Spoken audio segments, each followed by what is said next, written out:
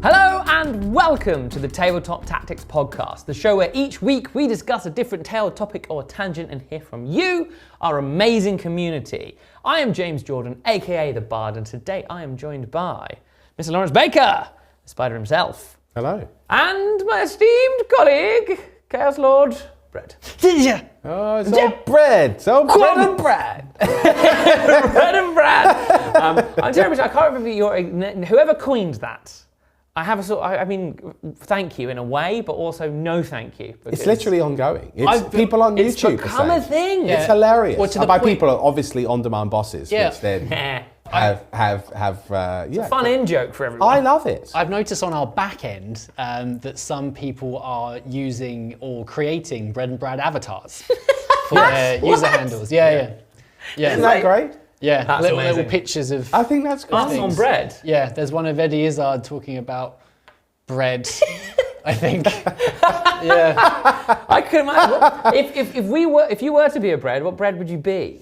I would probably be a hearty Italian from Subway. Now I know that's probably not probably not the best and probably not the most healthy option. We're not talking about bread after all. But that hearty Italian from Subway, That's a good bread. that slaps. I have to admit, Is that like, are we classifying baguettes in this? yeah, man. Okay, cool. What bread would you like to be? Well, I was going to say something like Hovis multigrain, but That's I feel a little bit inadequate What, now. the little seeded ones? Yeah, what was it? What would you call it? What was it? Hearty Italian. Yeah, It's all like I a feel a bit brand inadequate name. now. Hearty Italians arrived over here. It's a bit like calling a breakfast bap a sausage and egg McMuffin. It's got a different kind of gravitas. I agree. At its heart, it is just a piece of bread my that's mainly thinking sugar. was too narrow. I immediately went to like sliced bread in supermarkets. Yeah. Do you know what? Sometimes that's all you need. Like a seeded sensations by Hobbyist. Oh, that's top tier bread, that is. Yeah. But hey, look, unfortunately, we're not here to talk about bread. Oh, I thought we were going to keep talking about Starbucks. There's one on the drive home. Starbucks. What was it called? Bread? Subway. There's one on the drive home. Every day I'm like, that is- oh, meatball marinara? Yeah, the classic. Maybe. On Yeah. hearty Italian. Oh, I was an Italian BMT. Where you know? That was the boy. Ooh, get those jalapenos in there. That was Then a good day people out. think I was a dirty filth bag because you can customize it, right? Yeah, of so it's course. like, I will have a meatball marinara, but also can you put on some sweet onion sauce and pickles? And they sort of look to me as if to say, you absolute filthy Philistine, get out of my Subway. Yeah. But then I'd take it, I'd be like, ah, la, la, la, la, la. Yeah, I sound savages. great to be fair. Yeah. Anyway, unfortunately, we're not here to talk about bread or salmon shops. We are here to talk about the old world. The old world. Look, now, there was a podcast we did a little while ago now. One of our first, I think. Yes, yes. And we had a big discussion about why now and how is it going to land? Yeah. Because you've had stuff like Heresy and there's a lot of talk of like, is it really needed? No, Age of Sigmar is here. We've got a whole new edition of 40k. Do we need the old world? Yeah.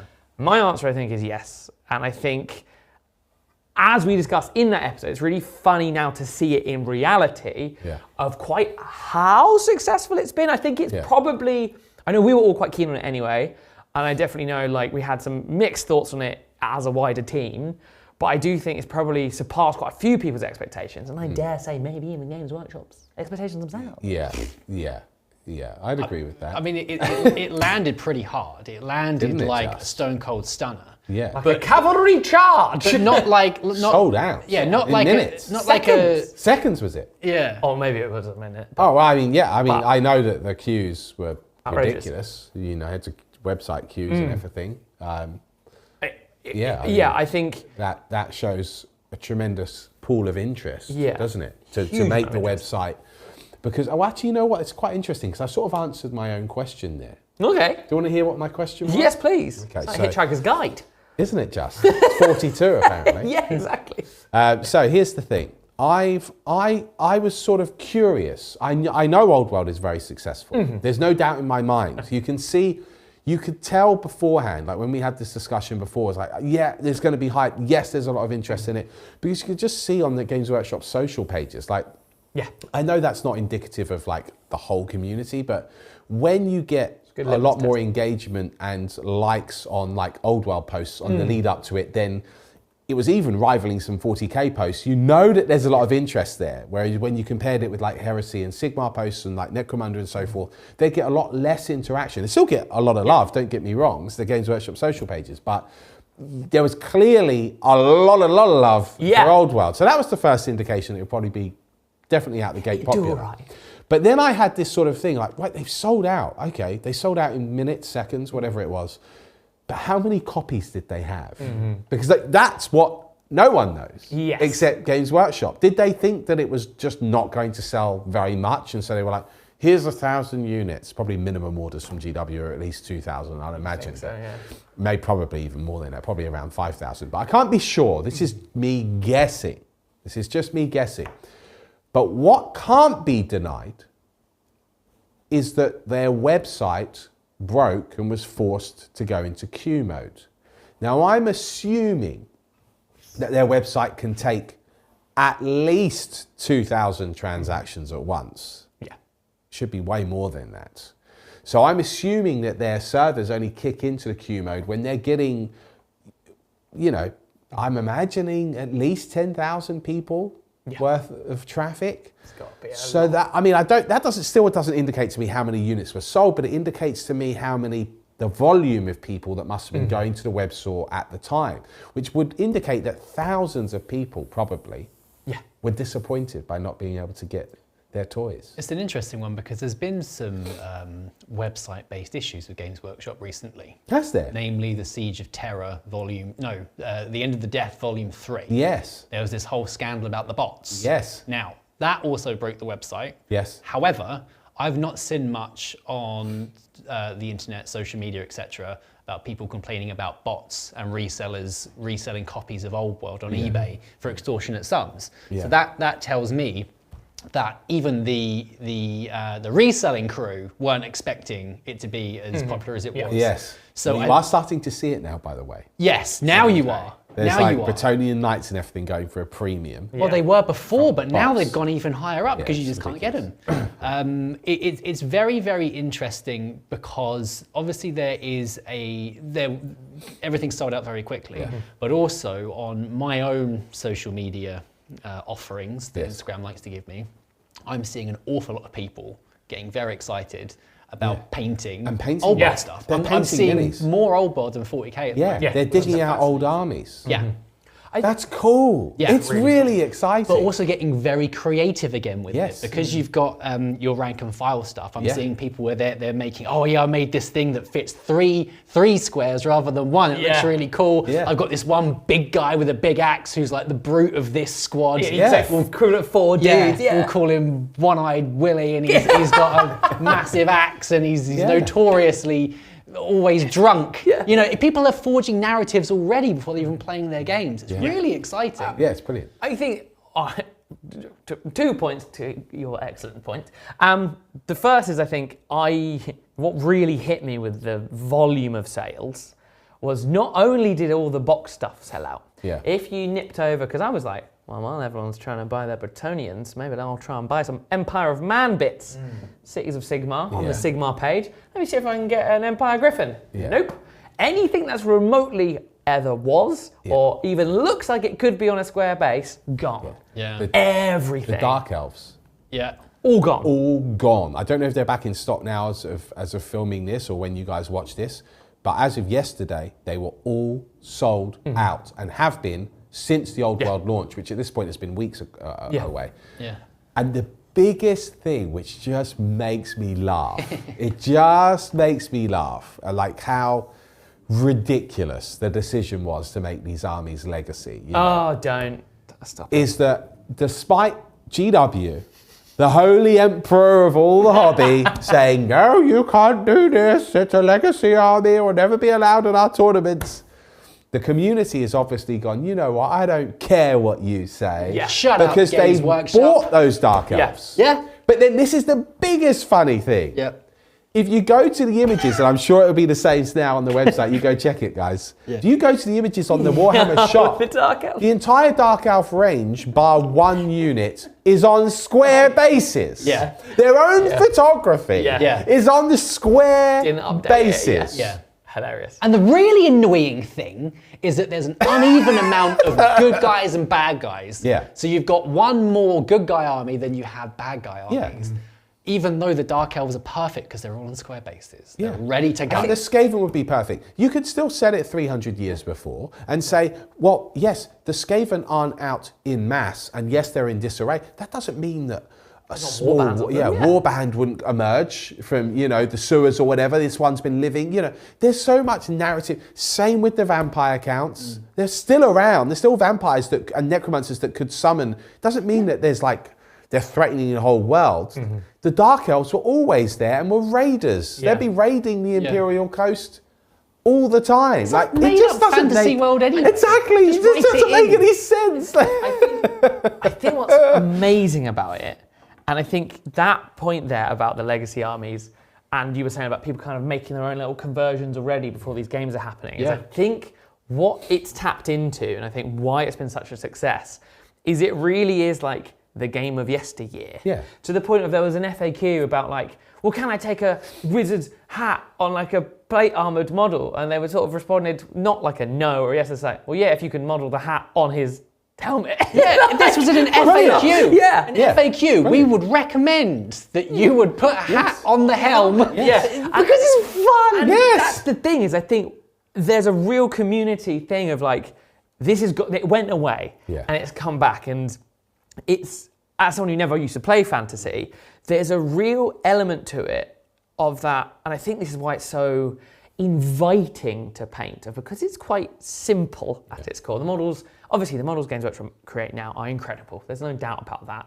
But sometimes I look at like an Age of Sigmar model, and yes, it's amazing. Yeah. But I'm like, that does look like it would take quite a bit of time to paint. Yes. Can I really be bothered to spend all that time? Weirdly, the over detail can almost be a detriment, can't it? Whereas dude in plate armour with his lance and his horse, my imagination can run wild and create the stuff to make it more complex. Yeah. But at its core, I'm like, well, I could do the base bit. Then over time, I could add arrows to his base or make him lose an eye, and you can add your own stuff in. It's a very rewarding way of doing it, I think. Now, I've said this before, a slight tangent to 40k for a minute, please forgive me. That's okay. We've said before, we miss tack squads. You've got your sergeant, you've got your special weapons guy. You can create a story and create some. You can insert a soul into that unit because you use your imagination a bit. Whereas now the sergeant feels special. Yeah, exactly. The missile launcher feels special. Exactly. And I think with Old World, you can very much do the same thing, because every single unit you make, they're a unit. They're united. A glorious command with the banners. Yeah. It's glorious. It's wonderful. And you could pay points to give them a special banner, or give just the sergeant a special locket for 25 points. Yeah. And it's like, what does that locket mean? But it adds to the immersion. Like on Fletcher's Bretonians he's just done, which are beautiful. The peasant archers, they've got a rack of spikes at the front, which mean that if you get charged, then it does something. Yeah. And that just gives another layer of immersion to the game. Yeah. And it also means you don't have to paint infinite arch all over the time. You can just make, you can basically give yourself a palette cleanser within the same unit, because you can just add stuff in, and you can sort of make it whatever you want. There's a lot of flexibility with it. It's really nice. Yeah. And I think we're actually we'll do an episode at some point with Fletch talking about the Bretonian project. I think that's really exciting anyway, so stay tuned for that.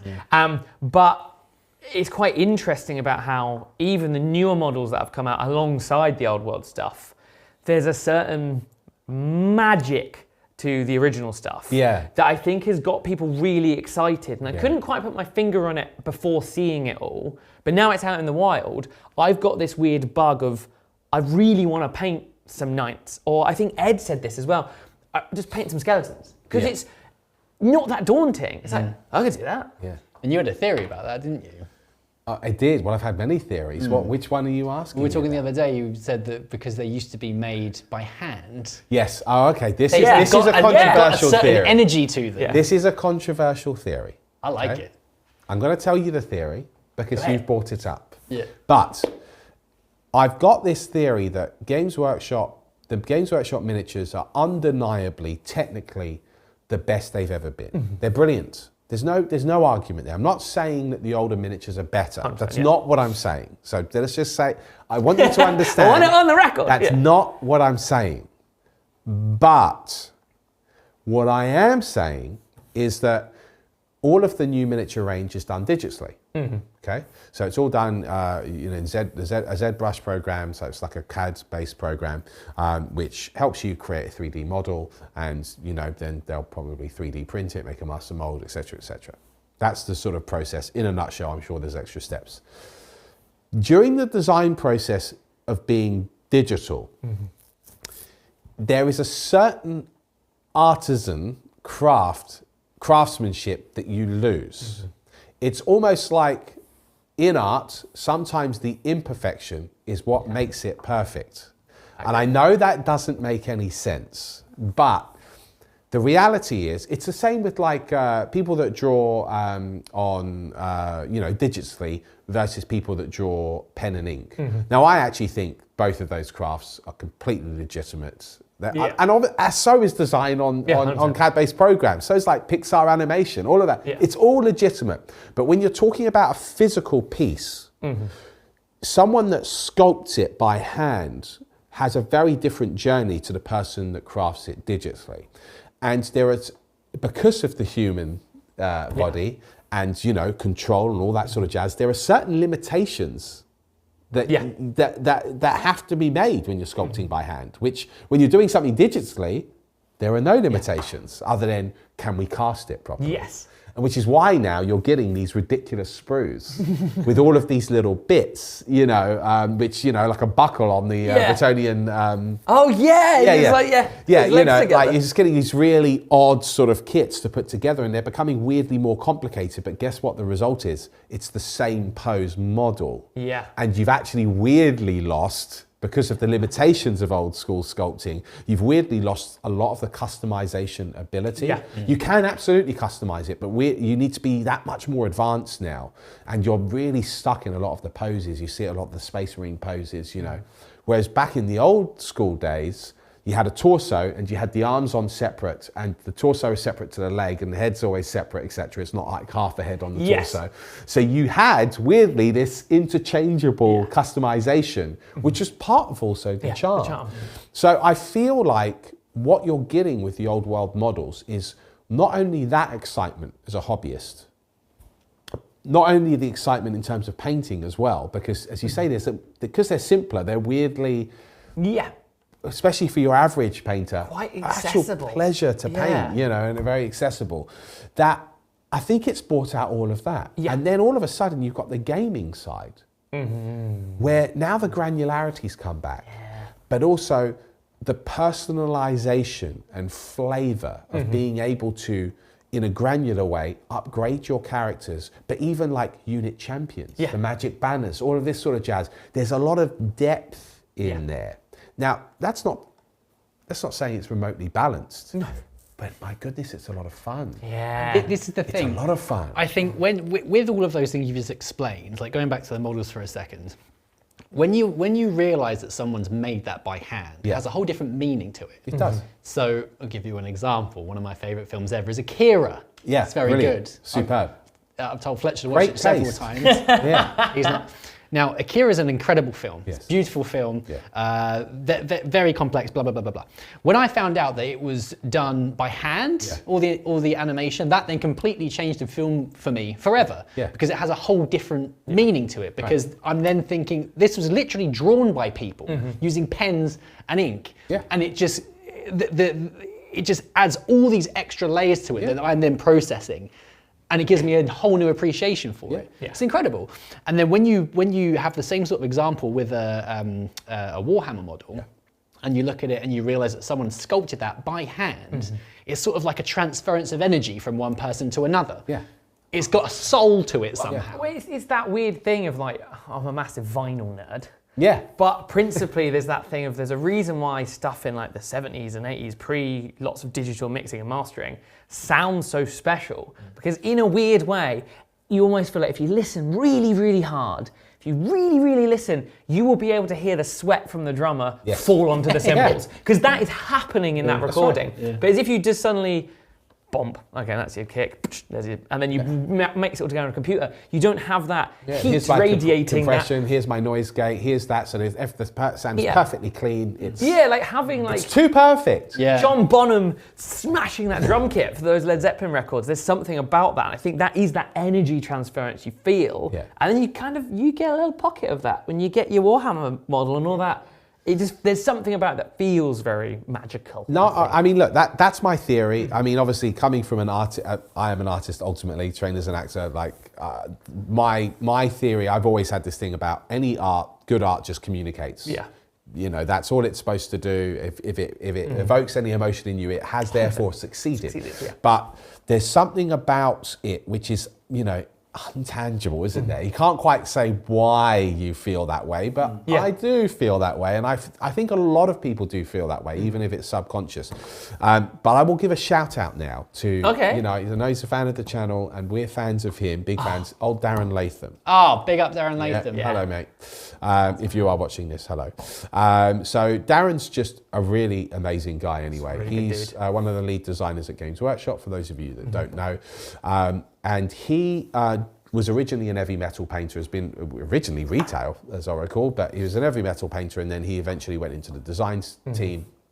He went through an apprenticeship, and he came in, and again, you know, he can always message me if I'm wrong about this, but my understanding is that he came in when, just before the digital, they went full digital, so they were still sculpting things.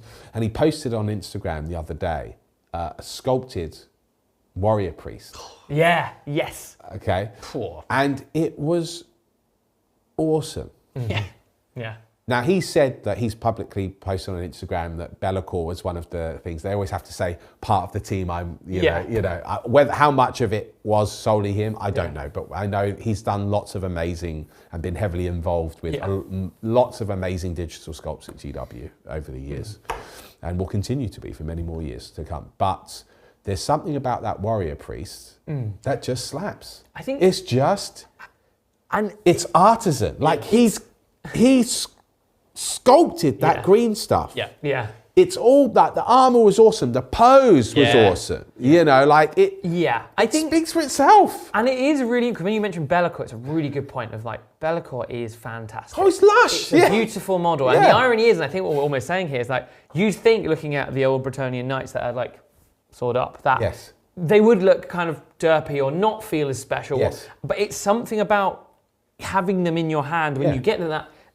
It's not to say they're, because you think almost objectively they'd be worse than what can be achieved now. And they potentially are, because the proportions aren't right. And if you're going from a like pure realism perspective, maybe they aren't. But there's just something about them. There is. Oh, I can give you another example. Yes, a real world please. example. Chefs. Okay? Chefs that are obviously into their, which they can get quite artisan with cooking. You know, it is like a quite an artistic pursuit in itself when you get really high end, isn't it? But here's the thing. Chefs, every chef I've ever met, and it's quite popular knowledge, their set of knives is really important. They're very particular about their knives. It's their set of knives that they carry around with them, okay? Now, chef knives, good chef knives, excellent quality chef knives, can be purchased out of factory pressed molds everywhere. B&Q, IKEA. You don't need a blacksmith to make you a bespoke set of chef knives. But why is it all of the best chefs do? And when I say best, that is subjective.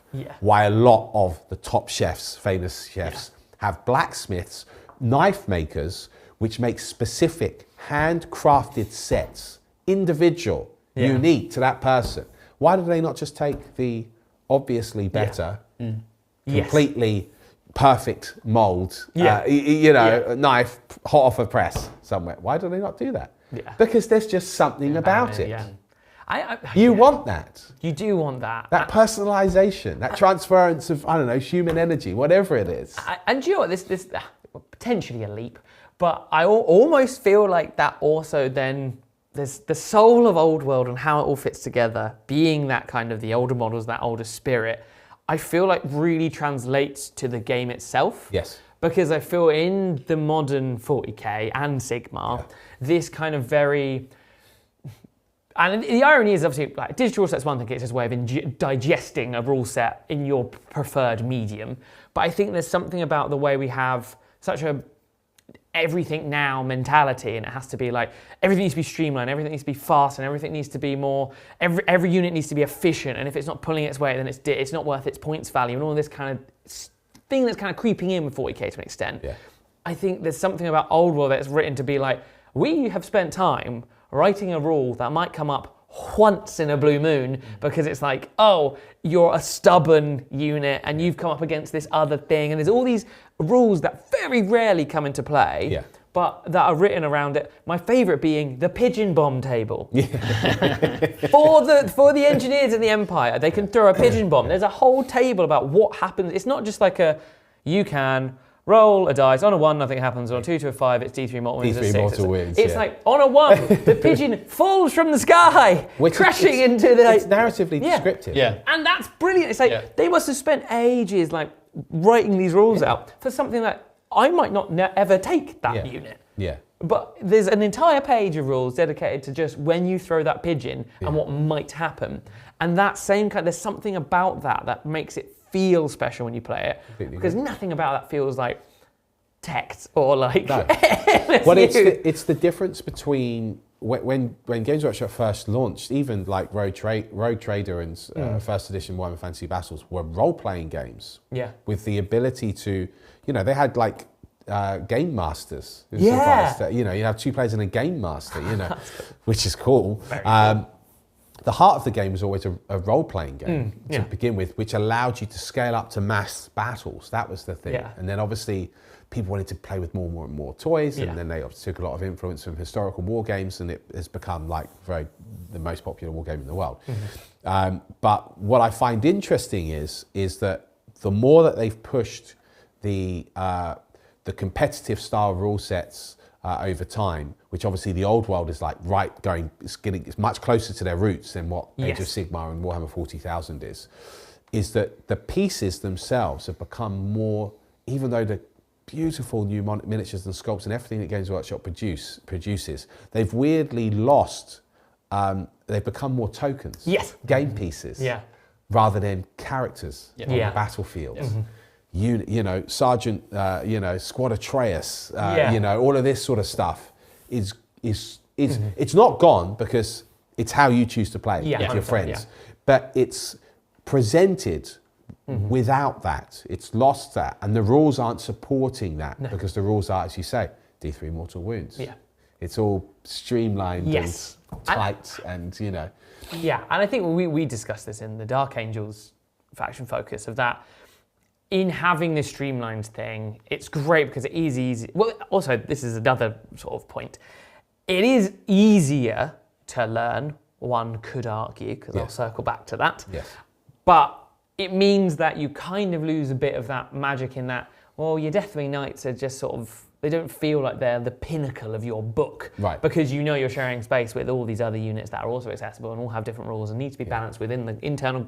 Whereas I think certainly in this, it's like, if you look at Bretonia, like you've got the errant knights, which are like young knights that haven't quite got the experience yet. And they're objectively worse than just regular knights. Yeah. But they're still in there. Yeah. And it's like, oh, that's cool. If you want to run them, it's like, oh yeah, and they have certain bonuses and make them feel totally different to a regular unit of knights. So if you want to have like, oh, these are like the trained knights training and these are the main knights, you get that. Or demigryph knights are incredibly powerful. Yeah. Or you can spend nearly 600 points on just one character to be like, I've made a weapon. Yeah, which is cool. And it's just really cool. It's cool.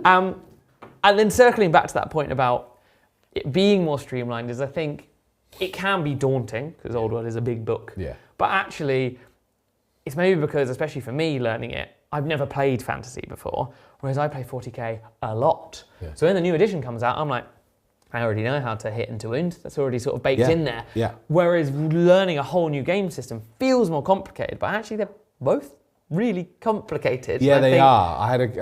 Exactly. Yeah. I had a conversation with Val Heffelfinger. He's got a YouTube channel with Rob called Square-Based, a Warhammer Fantasy. Basically, it's an Old World channel. But I said, we had this long conversation. I was like, it's quite interesting because I feel like with the Old World rule set, they're some of the most fun games I've had in years at this point. And I still love 40k, don't get me wrong. I really enjoy my games of 40k, but there's something so different about Old World. It's nice to have that change sometimes. And also, I feel like I'm going back to the roots of Games Workshop with it, which is great. But I said it seemed like a missed opportunity. They could have done some streamlining.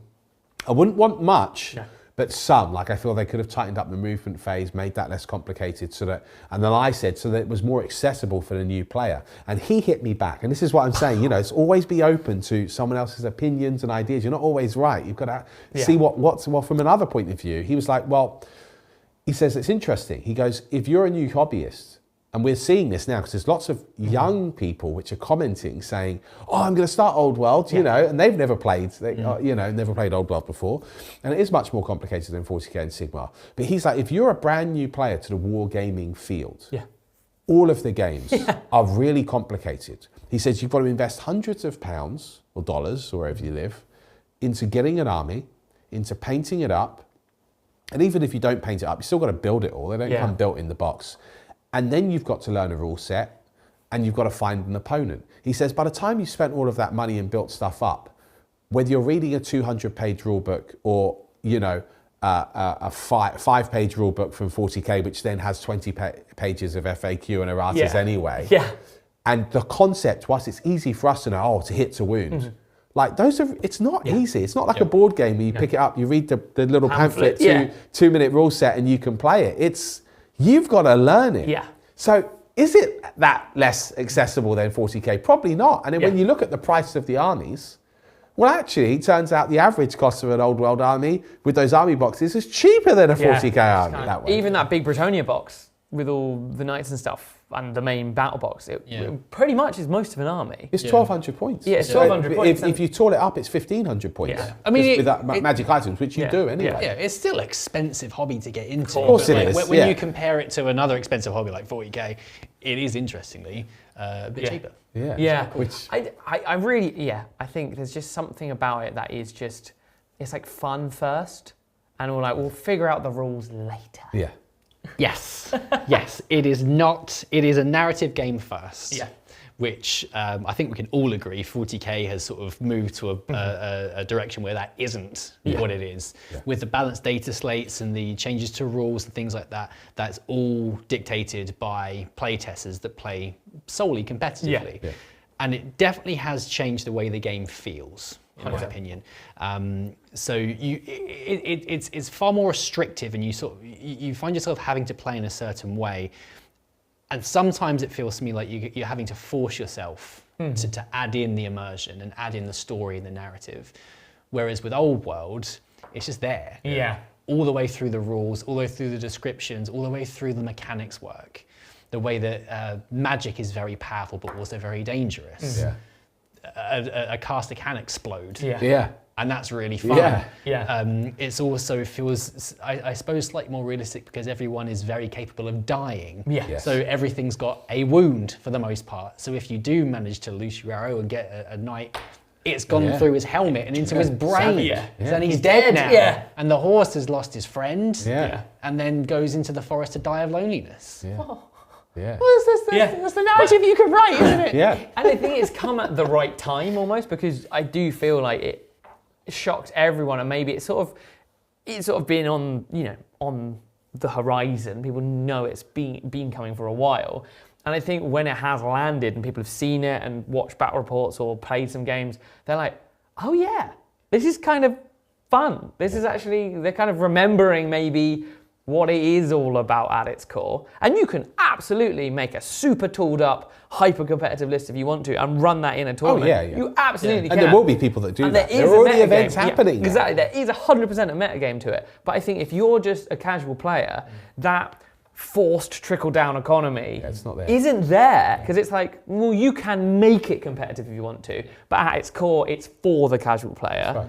And I think that's sort of maybe where, and this is my big crazy tinfoil hat guess. I think a lot of you bosses out there, and we've seen a lot of comments on both like on YouTube and on demand, of people maybe finding 10th edition a bit like, whereas a lot of people seem very excited about Old World.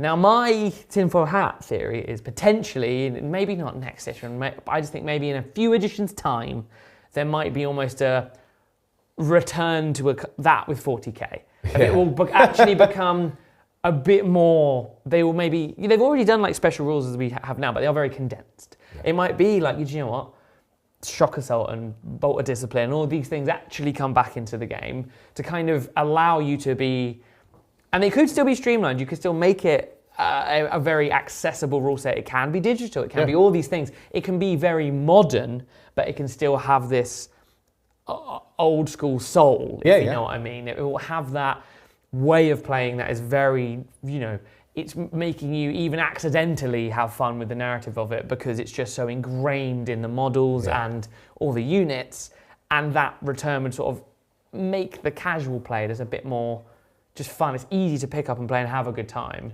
as opposed to, I've accidentally tabled you because I took a unit I thought was cool. Do you know what I mean? I think I can really imagine this sort of return to that kind of style because of the excitement around Old World. No, I completely agree. And I think, I think Games Workshop for sure have really underestimated how popular it will Hugely. be. So. Feels like it, because they clearly, obviously, they didn't make enough stock. No. But it goes so much further because I was looking at Nurgle models on Games Workshop the other day. You can't get Glotkin anymore. You can't get any of the Nurgle characters because everyone's excitedly buying them to get back into Old World. They must be thinking, what do they do? There's all these old sculpts that they haven't been printing for ages. Everyone wants them again. It's wild when you think about it. I think surely with the whole legacy thing, they have to turn that around. They have to turn it around, I agree. I can't figure out where they're going to go next with it because they're going through and they are going to be doing releases of some kind for all the factions that they've announced so far. We know Orcs is coming next, and they've said which ones are going to be supported, which ones are going to be legacy factions. But it feels like at the end of that release schedule they have, which they've committed to, then what do they do? Do they do a new faction? Well, I think I agree. Or do they bring more back into the fold? Yeah, well, I think it's a tough one, isn't it? I think knowing Games Workshop as I do, they will have because they'll be planning, they'll be planning at least 3 years in advance. This is probably going to throw a real spanner in the works. And I think that they will be probably watching very closely what the sales are like over the supported factions, whatever. They support their factions and those releases are finished.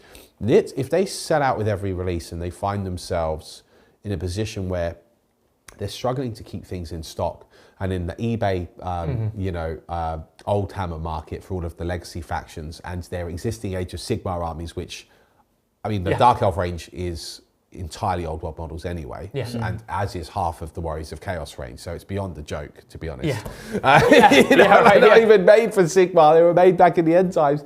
But the reality is, they've got one of two choices, haven't they? They either dig in their heels out of some weird stubbornness, or they start seeing that all of these legacy armies are still being played. And I think, to be honest, we'll be partly responsible. All content creators, events, which basically every single independent event which is announced they're doing Old World, every single one, I don't know any that don't support the legacy factions.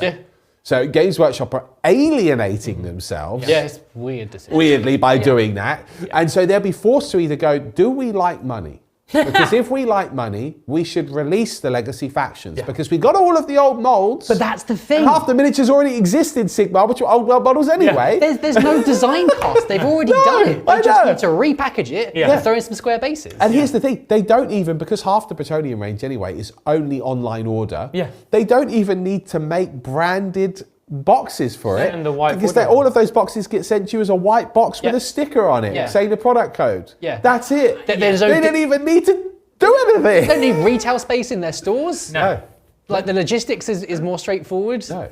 Just put them in a box and let me buy them. But I suspect though, if it carries on like this, obviously look, no one knows exactly how the next 12 months will go, but let's assume that the rest of the releases are popular, because there seems to be a deep enough pool of interest to indicate that it will be. We'll very likely be continuing making batter reports in 12 months at this rate. I don't see that not happening. Okay, so that means on demand you're getting another fantasy battle report every week. You lucky ducks. And then one of those a month will be a freeview one. But that's a lot of content for you guys, which is really cool. It's awesome. Oh, look at the latest release. It's outperformed the Dark Angels game. Yeah. Like more people watched an old world game than a new codex That's for Dark bonkers. Angels. From one of the Nothing most competes popular with factions. 40K. Yeah, we weren't expecting that. No, nothing competes with 40K, except this one just did. And the irony is, like,